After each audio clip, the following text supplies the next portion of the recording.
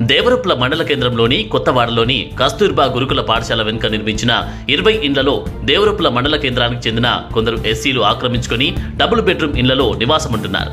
అయితే అధికారులు ఆ డబుల్ బెడ్రూమ్ ఇండ్లను సందర్శించి ఆక్రమించుకున్న వారిని పిలిచి తక్షణమే ఇంకా పూర్తి కాని ఇండ్లను ఖాళీ చేసి వెళ్లాలని, లేదంటే కేసులు నమోదు చేయబడతాయని గ్రామసభ నిర్వహించి అసలైన లబ్ధిదారులకు డబుల్ బెడ్రూమ్ ఇండ్లను పంపిణీ చేస్తామని తెలిపారు.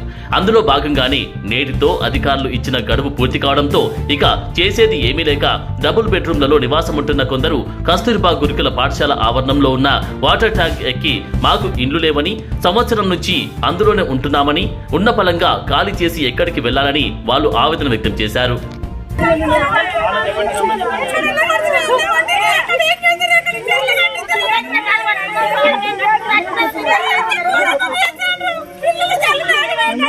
రూపాయలు మీరు పెట్టి కట్టుకున్నారు.